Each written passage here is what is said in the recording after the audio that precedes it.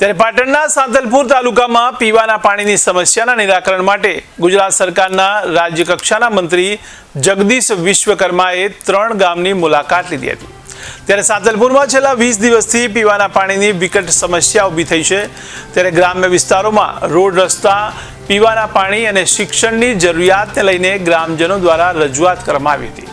ત્યારે જગદીશ વિશ્વકર્માએ તમામ ડિપાર્ટમેન્ટના અધિકારીઓને સમસ્યાનું નિવારણ લાવવા સૂચનાઓ આપી છે।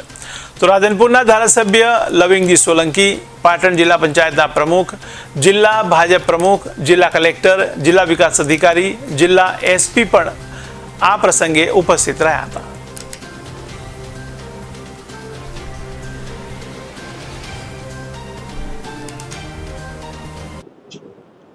મનુભાઈ, સાચી હકીકતો તમારા મીડિયાએ નીચે દર્શાવી જોઈએ। 3 ગામની અંદર સવારથી બધા ફરીએ છે, મને ધારાસભ્યશ્રી, જિલ્લા પંચાયતના મારા પ્રમુખ, કલેક્ટરશ્રી, બધા જ લોકો, દેશના યશસ્વી પ્રધાનમંત્રી માનનીય મોદી સાહેબ જે રીતે વાત કરી રહ્યા છે કે છેવાડાના માનવી સુધી, છેવાડાના ગામ સુધી વિકાસ થવો જોઈએ, એ જ રીતે ગુજરાતના મુખ્યમંત્રી માનનીય ભૂપેન્દ્રભાઈ પટેલ સાહેબ પણ કે છેવાડાનું ગામ નહીં પણ પ્રથમ ગામ એમ, એવી રીતે આજે પાટણ જિલ્લાના પ્રથમ ગામોની જે બોર્ડર પરના ગામો છે એની બધાની મુલાકાત લીધી છે। ગરમીનો સમય હોય, ક્યાંક નાની મોટી પાણીની પણ સમસ્યા હશે। આ સિવાય બધા જ ગામની અંદર ગ્રામજનોને મળવાનું થયું, શુભેચ્છા મુલાકાત થઈ, ધારાસભ્યશ્રીનું બજેટ હોય, તાલુકા પંચાયતનું હોય, જિલ્લા પંચાયતનું હોય કે માન્ય સંસદ, બધાના વિકાસના કામો થઈ રહ્યા છે। કેનાલ અત્યારે સાફ સફાઈનું કામ ચાલી રહ્યું છે, કેનાલમાં પાણી છોડવાનું બંધ છે, કેનાલ સાફ સફાઈ થશે ત્યારબાદ કેનાલમાં પાણી આવશે।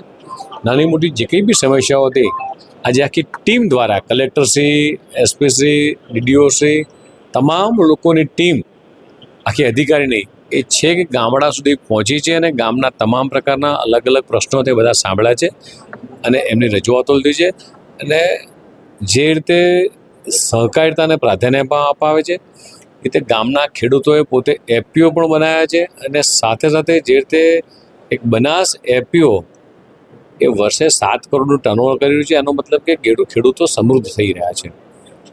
કોઈને 100 મણ, કોઈને 200 મણ, કોઈને 70 મણ, આ પ્રકારે જીરા હોય, એરંડા હોય, આ બધા પાક લઈ રહ્યા છે। ખેડૂતો પોતે ખુશખુશાલ છે। ખેડૂતો એવું કહી રહ્યા છે કે કદાચ સરદાર સરોવરનું કેનાલનું પાણી અહીંયા ના પહોંચ્યું હોત તો અમારે સ્થળાંતર કરવું હોત। લોકોએ દેશના યશસ્વી પ્રધાનમંત્રી માનનીય મોદી સાહેબનો પણ આભાર માન્યો, માનનીય મુખ્યમંત્રીનો પણ આભાર માન્યો છે કે આ નર્મદાનું પાણી જે કે આ છેવાડાના ગામડાઓ સુધી પહોંચ્યું છે અને એના કારણે ખેડૂતો પણ સમૃદ્ધ થયા છે। ખેડૂત સમૃદ્ધ કરે રાધનપુર નગરપાલિકાના જે કંઈ બી પ્રશ્નો છે, હમણાં જે નવી બોડી ચૂંટાણી છે એમની રજૂઆતો સાંભળી છે અને એ તમામ કામો દેવજીભાઈથી માંડીને જ અમારા બેન પ્રમુખ છે એ પણ હતા, તમામ કામો સીઓને પણ આપ્યા છે, જ્યાં મને ઝડપી પરિપૂર્ણ થશે। સીઓથી નગરપાલિકા રાધનપુર નગરજનોને અસંતોષ છે।